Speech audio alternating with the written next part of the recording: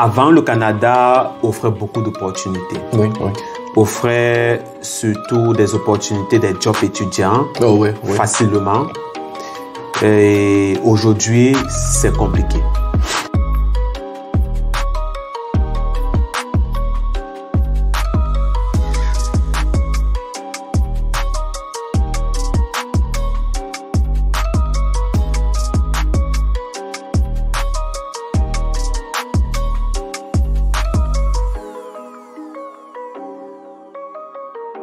C'est-à-dire, ne misez pas sur « je vais arriver au Canada, je vais travailler pour ma scolarité ».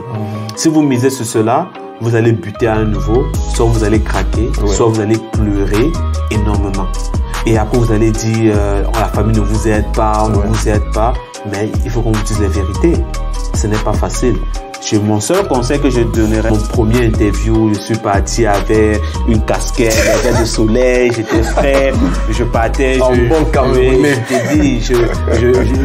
parlais avec le recruteur, il riait avec moi, je pensais que j'étais bon, que c'était correct. Mais à la longue, je me suis rendu compte que j'étais dans l'erreur. Je n'avais fait aucune préparation, je ne m'étais pas renseigné, je n'étais pas allé chercher de l'information, comment faire une bonne interview. Postuler simplement ne sert à rien. C'est ça, c'est ça. Je ne veux pas dire ne sert à rien, mais il y a des milliers d'autres qui postulent en même temps. Effectivement. Donc, postuler seulement, c'est bien, mais pour se donner plus de chance, il y a des stratégies qu'il faut mettre en amont. Il y a des actions que tu dois faire. Réseautage, connexion, aller chercher de l'information, aller de l'avant. Et de là, vous allez voir que ça va vous ouvrir quelques portes. Pourquoi est-ce que... Salut tout le monde, j'espère que vous allez bien. Aujourd'hui, c'est déjà notre deuxième épisode. Pour vous, aujourd'hui, nous avons Landry Wamba, qui est un ancien étudiant à l'Université d'Ottawa, qui est un leader aussi dans sa communauté. C'est pourquoi nous avons voulu l'inviter aujourd'hui pour qu'il partage aussi son expérience, partager aussi de son vécu à l'université, comment s'est un peu passé son processus d'intégration. Donc, aujourd'hui, nous aurons un peu à entendre Landry sur ça. Salut Landry, ça va bien? Salut Rastibon, ça fait plaisir. Merci et je tiens d'avoir à remercier l'invitation de venir m'exprimer aujourd'hui avec toi par rapport à différents points qui pourront aider nos confrères, nos jeunes également qui ont l'ambition de venir s'installer au Canada. Ah oui, c'était un honneur en tout cas pour nous de t'avoir. L'honneur est partagé. Ah oui. Pour quelqu'un qui ne te connaît pas, bon, c'est clair qu'il y a peu d'étudiants à l'Université d'Ottawa qui ne te connaissent pas. Mais disons qu'il y a un étudiant quelque part qui disent, mais c'est qui Landry Wamba? Comment tu te présenterais? Oui, humblement, je dirais que Landry Wamba est un jeune Camerounais qui a quitté son pays après ses études secondaires. Il est venu continuer ses études supérieures au Canada, qui a commencé à s'installer à la Nouvelle-Écosse, principalement à Halifax, pour étudier sciences générales à l'université Sainte-Anne, qui est en passant à la seule université francophone de la Nouvelle-Écosse. Et par la suite, je me suis rendu compte que les sciences générales n'étaient pas destinées pour moi et j'avais une passion plus dans le domaine de la technologie et l'informatique. D'où, pour résumer un peu rapidement, j'ai fait pratiquement 1 an à l'Université Sainte-Anne. J'ai transféré dans la zone anglophone pour étudier le computer programming. Oui, mais... Ça y est, même pas tout ça.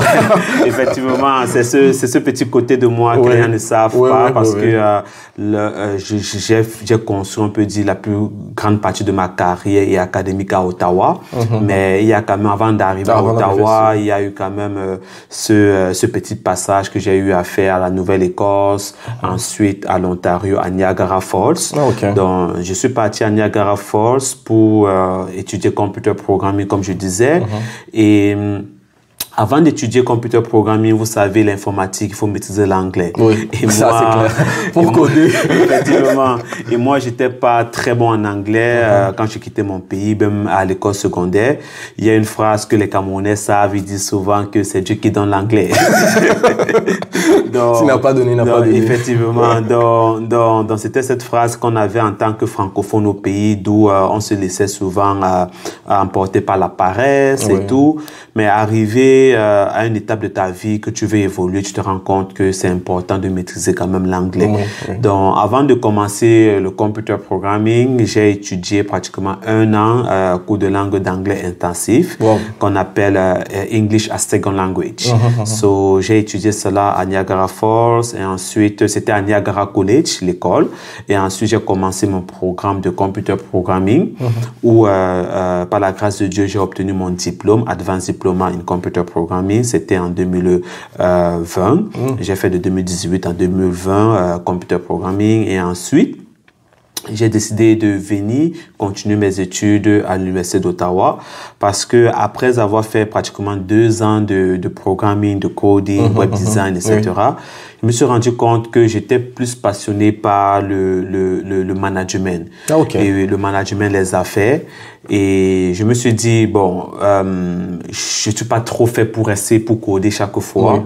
Et je voulais quelque chose qui allait matcher également avec cette passion du management des affaires et de l'entrepreneuriat. D'où j'ai trouvé ce magnifique programme à l'Université d'Ottawa qui est le Business Technology Management. Donc, j'ai transféré encore une fois de plus à l'Université d'Ottawa après avoir obtenu mon diplôme en programmation informatique. Et de là, j'ai poursuivi mes études ici à l'Université d'Ottawa en Business Technology Management. Et après 3 années, par la grâce de Dieu, récemment en été 2024, j'ai obtenu mon Bachelor Degree in Computer Programming. Ça, c'est un peu de manière générale mon parcours académique. Mais durant mon parcours académique, il y a eu des étapes d'intégration, des étapes où j'ai fait des projets, des étapes où je me suis construit ma carrière professionnelle. D'ailleurs, peut-être pour des départs, pourquoi avoir choisi le Canada quand on est en Afrique la plupart du temps, surtout pour les Cameroun par exemple, qui est un pays qui a été colonisé par exemple par la France. La plupart du temps, les gens préfèrent aller soit en France, par exemple, ou considèrent peut-être la Suisse, ou peut-être même les États-Unis. Pourquoi le Canada spécifiquement, par exemple? Bonne question. Pourquoi le Canada? Pour moi, techniquement, je n'ai pas eu ce côté comme nos jeunes frères aujourd'hui, surtout au Cameroun, qu'ils veulent migrer à tout prix au Canada. Pour moi, je dirais que le Canada est venu de manière...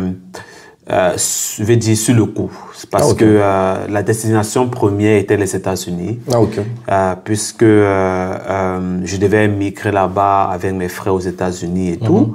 Mais de mon côté, je ne maîtrisais pas encore bien l'anglais, comme je disais tantôt. Donc, j'étais plus dans l'optique de fréquenter en français après mes études.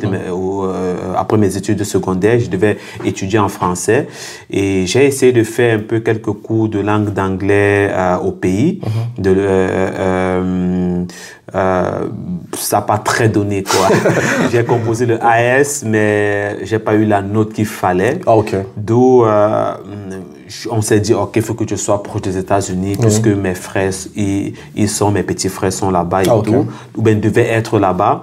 Donc, j'ai fait l'option de choisir le Canada parce que c'était à côté des États-Unis, mais c'était pas dans l'optique où je connaissais même pas encore très bien le Canada comme on connaît aujourd'hui. Parce que j'ai migré au Canada, pour rappel, en 2016. Ça date. Donc, ça date pratiquement de 8 ans. Donc, ça date. Donc, j'avais pas encore, il y avait pas encore cette vibe du Canada, qu'on retrouve chez nous en Afrique, surtout au Cameroun. Donc, c'était pas comme si je disais, je vais partir au Canada, il faut que j'émigre au Canada. Donc, c'est juste tombé parce que je pouvais pas entrer aux États-Unis parce que je maîtrisais pas la langue anglaise. J'avais pas eu une bonne note à l'examen de IELTS. Et on a dit que le pays le plus proche des États-Unis était le Canada. Et c'est bilingue et aussi une grosse communauté francophone. On a dit pourquoi ne pas tenter le Canada. Et pour rappel, j'ai fait le Canada, j'ai appliqué 3 fois. J'ai appliqué au Canada 3 fois. C'est la 3e fois que ça a marché. Donc, pour dire souvent que souvent dans la vie, quand on veut peut-être faire quelque chose, souvent ça peut ne pas marcher la première fois et tout, essayer toujours. Donc, j'ai fait 3 fois mon application et la 3e fois ça a marché, je suis arrivé au Canada. Moi, ça me rappelle quelque chose, puisque moi aussi d'ailleurs j'avais appliqué 3 fois littéralement. Et moi j'ai appliqué la première, la deuxième, la 3e fois, ça n'a toujours pas marché. Puis tellement notre dossier, entre guillemets, semblait bon. Pour nous, c'était parfait, entre guillemets. Donc, nous avons écrit une lettre à l'immigration, donc pour dire par exemple qu'il y a l'un de vos agents qui a traité notre dossier, nous pensons que c'était pas correct, les jugements n'étaient pas corrects, puis 48 heures, 48 heures après, l'état de notre demande a changé, donc c'était plus un refus, c'était approuvé, donc venir au Canada, c'est souvent ça, on peut dire venir au Canada, il faut être patient. Il faut être patient. C'est pas donné. Mais qu'est-ce que tu dirais par exemple à ces jeunes Africains-là qui misent toute leur vie sur le Canada? Ça veut dire toute leur focus, c'est juste pour venir au Canada, ils se sacrifient à 100% par rapport à ça, par exemple? Personnellement, avec mon expérience et surtout avec mon parcours que j'ai au Canada, j'ai beaucoup côtoyé les étudiants internationaux, les immigrés de différents backgrounds, que ce soit les Asiatiques, que ce soit les Africains, que ce soit l'Amérique latine. Moi, je dirais que à mes confrères africains, mes jeunes frères africains, que ce soit étudiants, principalement étudiants internationaux, je dirais de bien se préparer financièrement. Avant, le Canada offrait beaucoup d'opportunités. Offrait surtout des opportunités, des jobs étudiants facilement. Et aujourd'hui, c'est compliqué. Très compliqué. Très compliqué. À cause de la crise économique, à cause de l'inflation, à cause de ce gros mouvement migratoire qui arrive énormément au Canada. Ça fait en sorte que l'économie n'est plus très stable et tout. Donc, ça fait en sorte que si tu es un étudiant international et que ta famille, si c'est elle qui est en charge de subvenir à tes besoins, de bien se préparer financièrement. Parce que beaucoup vendent le rêve. Beaucoup de nos jeunes frères disent que je vais arriver au Canada, ce qu'on raconte au Canada, ne nous embrouillez pas, on va arriver là. On va aussi arriver. On va aussi arriver de voir, mais beaucoup craquent. Beaucoup arrivent là, beaucoup pleurent. J'en ai vu des personnes, que ce soit garçons comme filles. Beaucoup arrivent là, financièrement, ça ne donne pas. Ça ne donne pas. Donc, et même aussi ceux qui disent qu'ils vont arriver à travailler et payer leurs frais de scolarité, c'est archi faux. Tu ne peux pas travailler en tant qu'étudiant international, tu fais quand tu temps plein et tu travailles, tu reçois à payer tes frais de scolarité sur toute l'année. La seule chose que tu peux peut-être faire, que je peux dire que c'est vrai à 100%, c'est que tu peux travailler pendant l'été. Si et seulement si tu trouves le travail. Si seulement si tu trouves le travail, bien sûr. Ça. Et travailler pendant les 4 mois pendant l'été. Temps plein. 60 heures la semaine même. Voilà, ça peut t'aider à payer tes frais de scolarité pour la session de septembre. Mais comment vas-tu faire pour la session de janvier? Tu pourras plus travailler à temps plein, surtout que le gouvernement a changé maintenant ses lois. Maintenant, on ne peut que travailler. Avant, c'était plus de 20 heures par semaine à cause de la Covid et tout. Maintenant, c'est revenu à 20 heures. Donc, c'est-à-dire, ne misez pas sur je vais arriver au Canada, je vais travailler et payer ma scolarité. Si vous misez sur cela, vous allez buter à un niveau, soit vous allez craquer, soit vous allez pleurer énormément. Et après, vous allez dire, la famille ne vous aide pas, on ne vous aide pas. Mais il faut qu'on vous dise les vérités. Ce n'est pas facile. Mon seul conseil que je donnerais, mon premier interview, je suis parti avec une casquette, des verres de soleil, j'étais frais, je partais, bon Camerounais. Je t'ai dit, je parlais avec le recruteur, il riait avec moi, je pensais que j'étais bon, que c'était correct. Mais à la longue, je me suis rendu compte que j'étais dans l'erreur. Je n'avais fait aucune préparation, je ne m'étais pas renseigné, je n'étais pas allé chercher de l'information, comment faire une bonne interview. C'est que si vous voulez venir au Canada en tant qu'étudiant international, préparez-vous financièrement, au moins ce que les finances puissent subvenir à vos besoins sur 1 an. Au moins sur les 1 an là, vous pouvez économiser pour l'année qui va suivre. Ne dites pas que vous venez et que vous allez vous battre sur le tas les premiers mois et payer. Ça ne marche pas. Ça marche pas, c'est impossible. Et tu as dit quelque chose de très intéressant. Il y a beaucoup d'étudiants qui craquent là.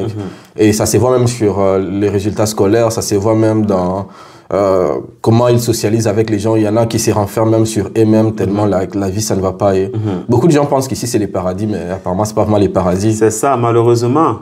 Je prends l'exemple, lorsque j'arrivais en 2016, il y avait beaucoup de jobs étudiants. Et je tiens à préciser que le job étudiant est différent du travail professionnel. C'est ça. Donc, il faut savoir que les jobs étudiants, c'était quand même un peu plus facile dans les années 2016-17 de pouvoir trouver quelque chose, 2017-17-18. Tu appliquais même dans les supermarchés, les magasins, les supérettes, tu trouvais facilement. Mais à cause de la Covid, cette crise économique, cette inflation, tout cela a fait en sorte que même trouver le job étudiant est compliqué. C'est devenu compliqué. Imaginez-vous que pour le job étudiant est compliqué, imaginez-vous pour le travail professionnel. C'est encore plus compliqué que jamais. Le Canada n'est plus le Canada d'avant. Et celui qui peut vous dire le contraire, vraiment, tant mieux pour eux. Ils vendent du rêve. Ouais, ils vendent du rêve, ils vendent du rêve. Ils vendent du rêve. Ah, oui. Et comment toi tu arrives à t'intégrer maintenant sur les campus? On connaît quand même Landry Wamba sur les campus, président de l'association des étudiants internationaux. Tu étais par exemple à la maison internationale aussi. Il y avait aussi par exemple l'association des étudiants camerounais. Comment est-ce que tu arrives à t'intégrer si facilement, entre guillemets, dans une ville où, bien sûr, toi, tu ne venais pas directement d'Ottawa, donc tu venais d'ailleurs. Comment tu arrives à t'intégrer, par exemple? Ça, c'est une très belle question parce que dans mon domaine actuellement, que ça soit professionnel ou que ça soit entrepreneurial, mon équipe et moi, nous aidons des jeunes immigrants à s'intégrer, nous aidons des jeunes immigrants à pouvoir à connecter, réseauter, etc. Donc, je vais un peu commencer en arrière pour pouvoir expliquer comment, par la grâce de Dieu surtout, bien sûr, j'ai eu à vite m'intégrer, à vite me démarquer des autres et pouvoir obtenir ce que j'ai aujourd'hui actuellement, surtout par la grâce de Dieu. Donc, quand je suis arrivé au Canada, comme j'ai dit, j'ai quitté la nouvelle école, je suis arrivé à Niagara Falls, qui est à l'Ontario. Je n'avais pas d'expérience de travail professionnel. J'avais quelques petites expériences que j'ai eu à travailler dans mon pays au Cameroun, mais je n'avais rien comme expérience au Canada. Je ne parlais pas bien anglais. Jeune étudiant noir, africain, je me suis posé la question, comment faire pour obtenir mon premier travail?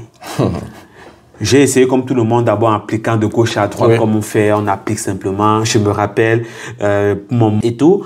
Donc, je me suis dit, ok, je n'ai pas eu ce travail et tout, mais il faut que je trouve un travail. Et de là, je me suis remis en question. J'ai dit, ok, faisons une pause, n'appliquons pas simplement n'importe comment. J'étais dans une petite ville qui s'appelle Welland, qui était à Niagara Falls. Et de là, je me suis dit, s'il faut que je travaille, il faut que je travaille quelque part où c'est à côté de la maison. Je n'avais pas de voiture.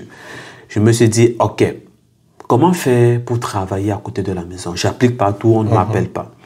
J'ai dit, pourquoi ne pas appliquer dans le collège où je fréquentais, à Niagara College? Je me suis dit, ok, si j'applique à Niagara College sans expérience de travail, on ne peut pas me prendre. C'est ça, ça sera chaud. Ça sera chaud. Je me suis dit, faisons d'abord une petite pause, réfléchissons une bonne stratégie. Il faut que je travaille sur une place où on peut facilement me prendre.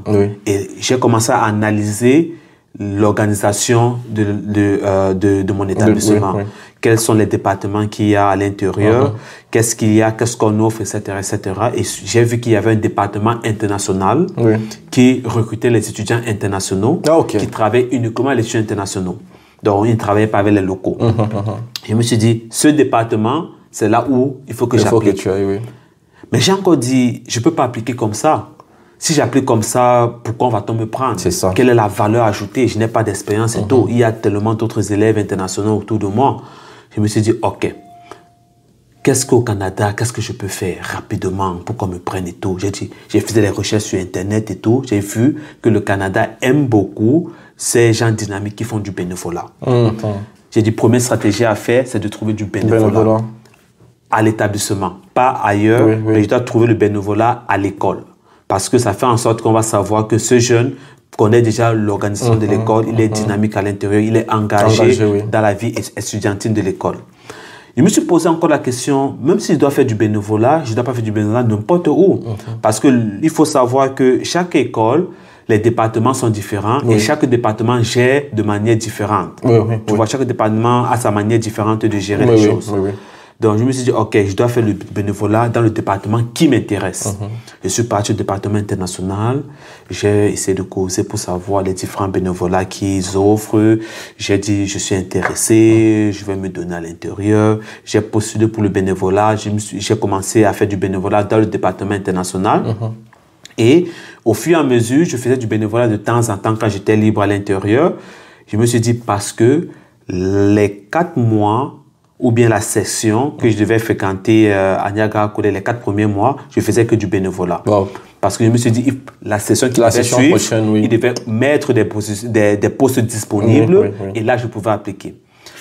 Quand je faisais des bénévolats et tout, après les 4 mois, ils ont mis un poste disponible qui était assistant administratif au département international.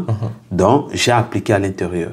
Et croyez-moi, quand je suis arrivé pendant l'interview, c'était en anglais, je stressais, je ne maîtrisais même pas comment bien parler en anglais et tout, parce que j'étais encore nouveau. Mais ma stratégie a payé, parce que quand je faisais du bénévolat et tout, ceux qui avaient fait mon interview étaient ma superviseure qui gérait le programme de bénévolat. Et pendant tout ce temps, c'est-à-dire quand j'ai fait mon interview, c'est-à-dire les semaines qui précédaient mon interview, j'avais fait certaines activités de bénévolat avec elle et je les ai aidées pratiquement toute la semaine. Quand je suis arrivé, je faisais mon interview, je stressais même un peu et tout, mais on m'a pris. Et on m'a pris pas parce que j'étais le meilleur ou même parce que je parlais bien anglais ou que j'avais les compétences qui dépassaient tout le monde, mais on m'a pris parce que j'ai fait du bénévolat avec eux dans leur département. J'ai travaillé avec les managers, les superviseurs de manière bénévole. Et de là, ils ont dit, donnons cette chance à ce petit. Donc, je pense qu'à travers cette petite stratégie que j'ai mise sur pied, ça m'a ouvert beaucoup de portes. Parce qu'après cela, je vais un peu faire rapidement mon parcours professionnel. Quand j'ai obtenu le poste d'assistant administratif au bureau international, département international, je me suis dit, OK, ça me fait une expérience que j'ai au Canada. Il faut que j'applique sur d'autres domaines. Moi, j'avais une vision à long terme. J'avais une vision qu'il me fallait que je dois chercher le sommet. Je ne voulais pas appliquer directement pour les supermarchés, etc., quoi que ce soit. Je me suis dit, il faut que je cherche des positions stratégiques. Et chercher des positions stratégiques, si tu appliques simplement, on ne va pas te prendre. C'est ça. Donc, je me suis dit, OK, quelle position stratégique je peux faire actuellement pour qu'on me prenne rapidement? Je me suis dit, si j'applique partout, on ne va pas me prendre, même si c'est que je suis déjà assistant administratif. J'ai dit, partons sur des positions où on peut voter. Des positions où on peut voter, là, important. Tu as tes chances. Donc, j'ai vu au collège et tout, dans mon école, il y avait des positions pour travailler au syndicat et ça se faisait sur vote. Il y avait j'ai regardé quelles sont les positions qui cadrent avec mon profil et tout. Il y avait une position qui était directeur du département de médias, qui gérait tout le département de médias, c'est-à-dire des programmes comme broadcasting, médias, communication, programming, tous ces genres de programmes de médias. Il fallait avoir un directeur pour ce département. Donc, j'ai postulé là-bas pour les élections. J'ai fait ma campagne, je suis parti parler et tout, réseauter, parler. J'ai fait une très belle campagne. Par la grâce de Dieu, j'ai obtenu cette position. On m'a voté. Et imaginez-vous qu'on m'a voté. Il y avait 2 Canadiens qui étaient dans la compétition. Mais j'ai quand même gagné. Donc, pour dire, souvent, même si on est noir et tout, on peut quand même gagner sur certaines choses. Et quand j'ai eu ce poste de directeur de médias, j'avais déjà l'expérience en tant qu'assistant administratif au département international. J'ai eu le poste de directeur de médias de tout le département de médias de Niagara College. Mais frère, avec ces 2 positions-là, vraiment, ça me cartonné. Effectivement, ça me mettait un peu haut. Donc, c'est là-bas que j'ai eu mes 2 premières expériences professionnelles au Canada. Et quand j'ai gradué à Niagara College, j'ai eu mon diplôme là-bas. J'ai dit, OK, il faut que j'arrive à Ottawa continuer pour obtenir mon bachelor. Quand je suis arrivé à Ottawa, je me suis dit, OK. On dit souvent, quand tu appliques des stratégies payantes, peu importe là où tu pars, si tu appliques cette stratégie-là, par exemple, à 90%, plus de 50%, ça va quand même aboutir à quelque chose. Je me suis dit, faisons encore la même stratégie. Donc, si tu as des questions d'abord par rapport à mon parcours à Niagara College, je serais ravi de répondre. Avant, je peux continuer. Après, je vais continuer avec l'Université d'Ottawa. Mais qu'est-ce que tu dirais, par exemple, comme on était en train de dire actuellement, il y a quand même une pénurie, par exemple, quoi, ici. Bon, pas une pénurie, il y a un problème par rapport à une saturation du marché de l'emploi. Dans la mesure où il n'y a même plus d'emploi pour les étudiants et même du côté professionnel aussi, ça devient de plus en plus difficile, par exemple, après d'avoir gradué, d'avoir un emploi. Qu'est-ce que tu dirais, par exemple, à un étudiant qui te suit actuellement, qui est peut-être aussi en train de rechercher de l'emploi, par exemple, qui a peut-être appliqué 4, 5, 20 fois, qui n'a toujours rien reçu, par exemple, par rapport à ton expérience passée, par rapport à ton vécu, quels sont les conseils pratiques, par exemple, que tu pourrais donner à un tel étudiant international, par exemple? Parfait. Si vous êtes encore étudiant international et que vous appliquez de gauche à droite des jobs étudiants ou travail professionnel et que vous n'avez pas de réponse, vous n'avez pas un bon retour, mon conseil, je vais diviser en 2 catégories. Parce que mes stratégies que je mets sur pied ou bien que je donne toujours à tous ceux qui me côtoient, ce sont des stratégies qu'il faut bien faire la distinction du profil, des profils des personnes. Il y a l'étudiant international qui arrive au Canada où, par la grâce de Dieu, leurs familles sont un peu aisées. Ou bien la famille de l'étudiant international est aisée, parvient à payer ses frais de scolarité, son logement, sa nutrition, etc. Si tu te retrouves dans cette catégorie d'étudiant international et que tu as des parents qui prennent soin de toi, qui payent tout ce que tu as besoin au Canada, mais que tu cherches du travail, je te suggérerais de faire une petite pause, calme-toi, rentre un peu en arrière, mets tes stratégies, comme j'ai dit bien au début, commence d'abord avec une stratégie qui peut t'ouvrir une porte. Parce que tu n'as pas la pression des finances. C'est-à-dire tu peux faire d'abord une pause, tu essaies de chercher des boulots de bénévolat. Et les boulots de bénévolat, tu dois être encore stratège à ce niveau, pas faire du n'importe quoi, partir seulement pour faire.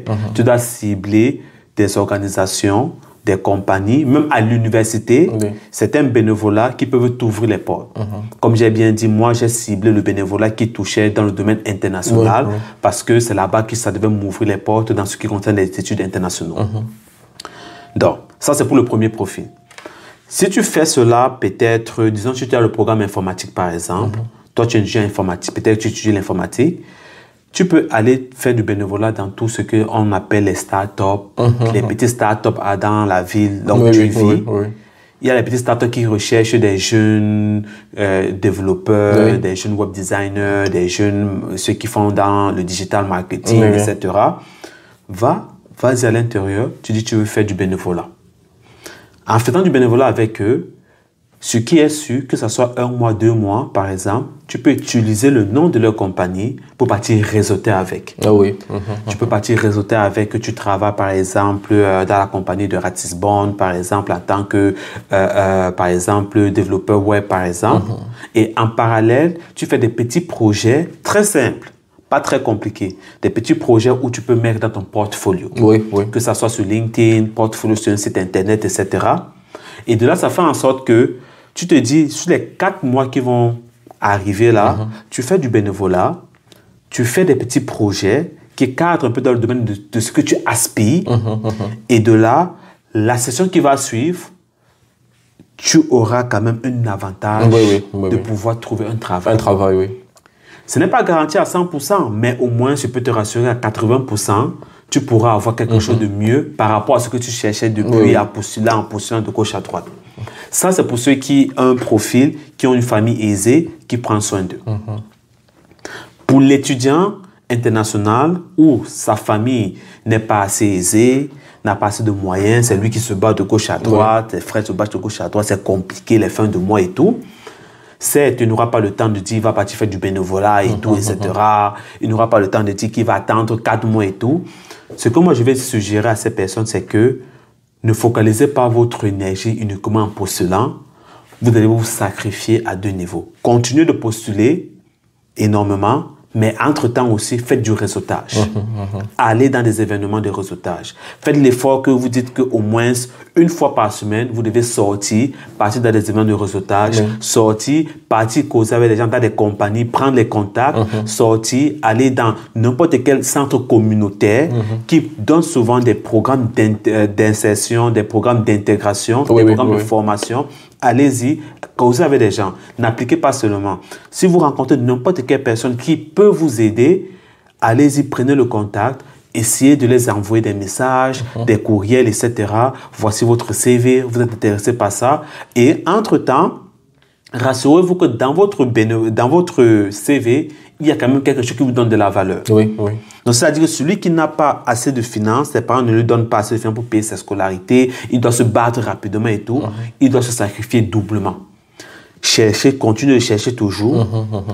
Partir dans les événements de réseautage, faire des connexions, regarder les informations, tout ce qui concerne le niveau d'intégration, formation, entrepreneuriale, de compétences, etc. À l'intérieur, il pourra trouver quelque chose où on pourra le positionner. Donc, c'est-à-dire, voilà les deux profils que moi, je scinde. Et en faisant cela, au moins à 80%, tu peux trouver quelque chose. Wow. Postuler simplement ne sert à rien. C'est ça, c'est ça. Je ne veux pas dire ne sert à rien, mais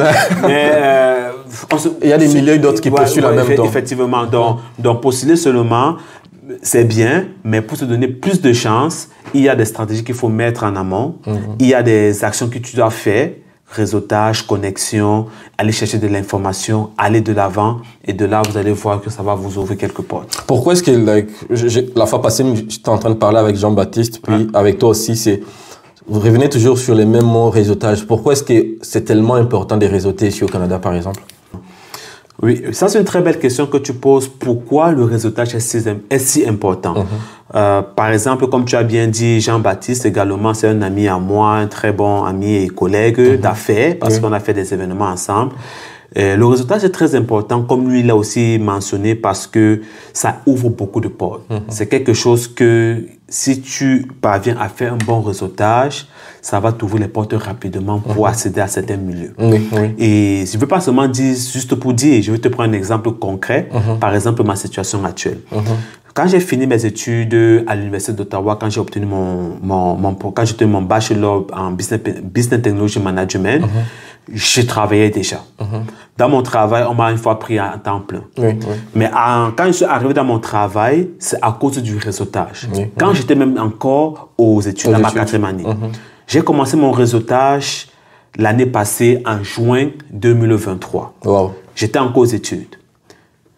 Je devais graduer en décembre 2023, mais j'ai commencé en juin 2023 pour le travail professionnel que je voulais faire. Je suis allé dans des événements de réseautage, des événements entrepreneuriaux, et de là, j'ai rencontré une personne qui m'a fait part des éloges de son organisation, et de là, j'ai networké avec la personne. J'ai réseauté avec la personne, demandé des informations, demandé tout ce qui concerne l'organisation pour que je puisse avoir des clés, des informations pour pouvoir mieux me préparer. J'ai réseauté, et de là, j'ai pu obtenir le travail à cause du réseautage. Parce que c'est à cause de ce réseautage, de cette connexion, que j'ai pu intégrer mon organisation actuelle, que je pouvais taire le nom. Mais ce travail que je fais actuellement, vraiment, sans ce réseautage, je ne pense pas que je pouvais y accéder. Ça devait être très difficile.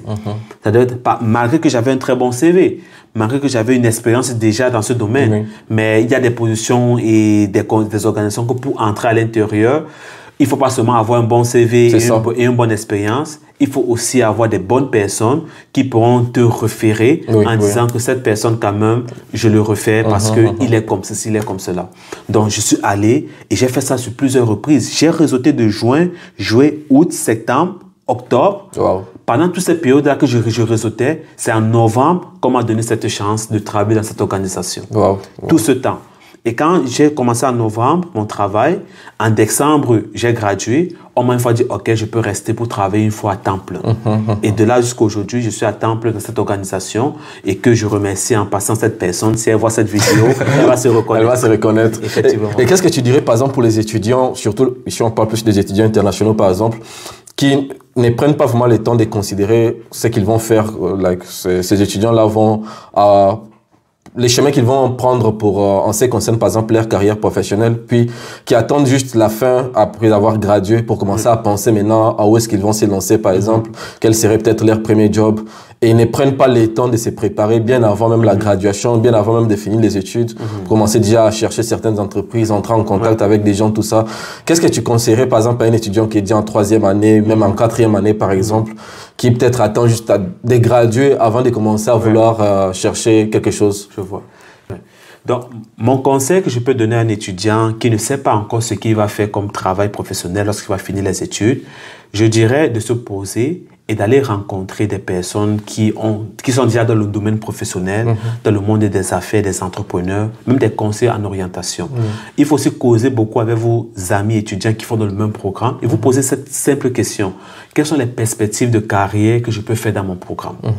Et de là, lorsque les gens vont vous donner des perspectives de carrière en fonction de leurs expériences, en fonction de ce qu'ils font actuellement, voyez quelles sont vos forces et vos expériences que vous avez vos expériences que vous avez obtenues bien avant. Ou bien quelles sont les compétences que tu penses que tu peux acquérir. Exemple rapide que je vais prendre. Moi, par exemple, quand j'étais déjà à ma 3e année, je me suis dit, OK, qu'est-ce que je vais faire après mes études? Je me suis dit, j'avais d'expérience déjà dans le domaine international parce que j'avais travaillé dans le département international. Et à l'Université d'Ottawa, j'ai eu à être le président des étudiants internationaux. Par la grâce de Dieu, j'ai obtenu cette position. J'ai eu à travailler également dans le bureau de l'éducation, à la Maison internationale en tant que superviseur. Donc, j'avais déjà cette expérience à naviguer avec les étudiants internationaux. J'avais là les compétences organisationnelles, comment fonctionne l'éducation internationale au Canada. Donc, je me suis dit, OK, il faudrait qu'après mes études, je me focalise dans tous les domaines qui concernent l'éducation internationale, le management international et tout ce qui concerne les projets, la gestion de projets. Et quand j'ai eu à voir cela, ça m'a donné une directive, une ligne à suivre, comment aller chercher cela. Donc, je dirais tantôt à ces étudiants, observez bien quelles sont vos compétences, quelles sont vos forces et faiblesses, quelles sont vos expériences, ce que vous avez eu à faire, ou bien qu'est-ce que vous pouvez faire. Là maintenant, causez avec beaucoup de personnes qui font dans ce domaine-là et vous allez voir que quelqu'un d'entre eux va vous donner une information qui va dire « Oh, tiens donc, je peux faire ça, je peux faire ci. Oh, tiens donc, j'ai cette compétence-là. » Et de là, vous allez voir que ça va s'ouvrir. Vous allez avoir les idées plus claires. Vous allez avoir une ligne directive plus facile à suivre. Intéressant, intéressant. Et peut-être, on va peut-être évoquer même les sujets par rapport à ta carrière. Pour ne pas même trop entrer en détail. Là, actuellement, tu as fini les études, par exemple. Tu es en train de travailler. Est-ce que tu as quand même une vision entre guillemets pour l'Afrique, par exemple, par après? Oui, j'ai une très grande vision pour l'Afrique. Une très grande vision parce que, premièrement, je suis un passionné de l'entrepreneuriat. Et dans ma carrière professionnelle, j'ai également mis l'entrepreneuriat à l'intérieur. Par exemple, comme je disais, j'ai eu cette expérience dans le domaine, par exemple, président de l'Association des étudiants internationaux, superviseur à la Maison internationale. Actuellement, je travaille en tant qu'agent de développement international pour une organisation que je préfère taire le nom. Je dirais que l'éducation est un domaine très important parce que c'est vrai qu'on dit on peut réussir dans la vie sans faire les études. Ça, c'est absolument vrai. Je suis totalement d'accord. Mais avoir quand même une bonne éducation, donner la chance à des personnes de pouvoir s'éduquer est très important. Donc, pour moi, en Afrique, j'aimerais apporter cette compétence, comment on gère le domaine, les affaires de l'éducation internationale. Ici au Canada, j'aimerais apporter ça en Afrique pour créer un lien avec, que ce soit tous les acteurs de l'éducation internationale qui est un peu de par le monde, avec ceux qui seront intéressés de pouvoir créer ce lien-là pour donner les opportunités aux étudiants ou bien élèves dans notre pays, d'aborder certains concepts que nous voyons ici là. Quand je dis concept, je parle pas je parle pas comment dire, c'est-à-dire apprendre, etc. Je parle des méthodes d'apprentissage. Je parle de ce qui serait adapté à notre vision de l'Afrique, par exemple. Donc moi, j'aimerais vraiment rentrer dans mon pays, Cameroun, que ça soit dans des pays autres qui donnent des opportunités à des Africains de venir entreprendre à l'intérieur, implémenter tout mon apprentissage que j'ai eu dans tout ce qui concerne la gestion de l'éducation internationale dans ces pays, parce que actuellement, j'ai cofondé une organisation qui s'appelle Savigration, qui est une organisation à caractère social qui œuvre dans l'intégration des nouveaux arrivants au Canada, en particulier les étudiants internationaux. Donc, dans cette organisation, nous faisons beaucoup de petits projets qui œuvrent dans l'établissement, l'intégration des étudiants internationaux. Et il y a un projet également que j'aimerais apporter en Afrique, c'est-à-dire ce projet qui concerne l'éducation. Et cette éducation, je pense que si on parvient à relier nos pays africains avec la méthode d'apprentissage des pays occidentaux qui ont pu mettre cela en avant et qui ont fait développer leur pays, et quand on adapte cela avec notre contexte africain, notre environnement, je pense que on a un gros potentiel. Beaucoup de nos jeunes, par exemple, ne vont pas même vouloir venir à l'Occident. À l'Occident, Donc, moi, j'ai vraiment une passion de l'entrepreneuriat et j'aimerais apporter mes expériences, mes compétences et également délocaliser, bon, pas délocaliser, mais ouvrir quand même une branche de notre organisation Savigration dans certains pays en Afrique pour pouvoir développer ce côté d'éducation internationale. Et pourquoi tu penses que, par exemple, il est important pour les membres de notre communauté qui sont venus au Canada, par exemple, pour étudier, pourquoi tu penses qu'il est important pour que certains membres de notre communauté pensent à rentrer en Afrique, par exemple? Non, il est très important de rentrer en Afrique parce que l'Afrique, c'est la terre promise. L'Afrique, c'est la terre promise. C'est vrai qu'il y a trop de défis, il y a trop de problèmes, il y a trop de challenges. Mais je suis de ceux qui pensent qu'un jour, l'Afrique sera le seul continent qui va rester debout, et ceux qui vont profiter dès le début, c'est ceux qui vont rentrer. Et lorsque ceux qui vont rentrer, il n'y aura plus de place pour tout le monde. C'est pour ça que je dis toujours souvent, posez-vous la question pourquoi les pays occidentaux, malgré le fait qu'ils mettent souvent les côtés négatifs de l'Afrique, mais les hommes riches occidentaux, les hommes d'affaires occidentaux, les présidents et tout, aiment partir en Afrique investir, aiment partir faire des partenariats, des collaborations. C'est parce qu'il y a quelque chose. Il y a quelque chose. Hormis de la malgestion, la malgouvernance de nos dirigeants africains, l'Afrique l'Afrique est comme la terre promise. L'Afrique est un continent qui regorge énormément d'opportunités. Donc, celui qui a des compétences, des moyens et la détermination nécessaires pour aller en Afrique, investir en Afrique, entreprendre en Afrique, développer quelque chose, il sera 10 000 fois mieux que quelqu'un qui va vivre à l'étranger. En tout cas, c'était de très belles paroles sur lesquelles on pourra peut-être un peu réciter. Et si aujourd'hui, peut-être, tu avais un mot de la fin, par exemple, pour quelqu'un qui nous a suivis, nous avons parlé de ton parcours, de ton intégration au Canada, de comment tu t'es mis à chercher, par exemple, de ton premier emploi, comment tu t'es donné pour avoir une stratégie.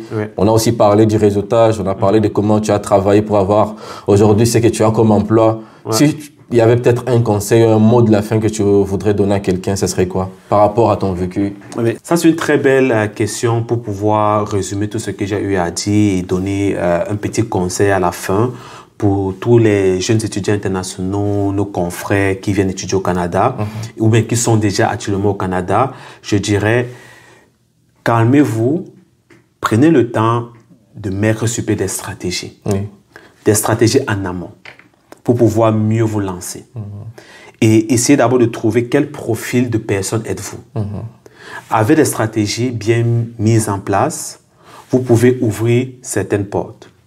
Et ouvrir certaines portes, ça demande également certaines actions que vous devez mettre sur pied. Et ces actions, moi je recommande le réseautage, les connexions, et également faites des projets personnels à vous. Des petits projets, pas besoin de grands projets. Des petits projets qui vont vous donner de la valeur. N'ayez pas honte si vous échouez. N'ayez pas honte si vous partez rencontrer quelqu'un pour un réseautage et après la personne ne vous répond pas ou on vous snob. Ça fait partie de tous les challenges lorsqu'on veut réussir. Et à la fin, vous allez voir que la détermination, les stratégies, le réseautage, les petits projets que vous faites par derrière, ça va vous ouvrir les portes et vous allez obtenir le travail que vous voulez. Vous allez obtenir ce que vous recherchez selon vos objectifs et selon votre but. Donc, et surtout, n'oubliez pas également, tout est grâce et tout est fait par la grâce de Dieu. Donc, on peut faire tout, mais si Dieu n'est pas avec nous, ça ne va pas marcher. Donc, n'oubliez pas également la prière. C'est très important. Merci en tout cas. Puis, c'est sur ces belles paroles en tout cas que nous allons conclure. Oui. Nous te remercions en tout cas pour ta disponibilité, pour ton temps, pour tes conseils. C'était vraiment un très beau moment. Je pense que la plupart de ceux qui vont suivre cette vidéo seront vraiment touchés par ton expérience, ton vécu, puis seront peut-être aussi orientés aussi par rapport à leur propre vie. Ça fait plaisir. Oui. Merci beaucoup Ratisbon de m'avoir invité ce soir pour qu'on puisse discuter un peu de mon petit parcours, intégration et petits conseils que je peux donner à mes confrères et jeunes étudiants internationaux. Et je dirais aussi également, n'hésitez pas de me contacter pour tous ceux qui aimeraient parler de leurs différents projets, des stratégies d'intégration. Nous avons mis sur pied quelques stratégies d'intégration pour tous ceux qui sont dans la ville d'Ottawa. De me contacter si vous avez besoin de cela, ça serait avec plaisir que je vais vous partager cela. N'hésitez pas de me voir, Landry Wamba, et ça serait un plaisir de vous accompagner. Ah oui, merci en tout cas. Ça fait plaisir. Landry. Merci beaucoup.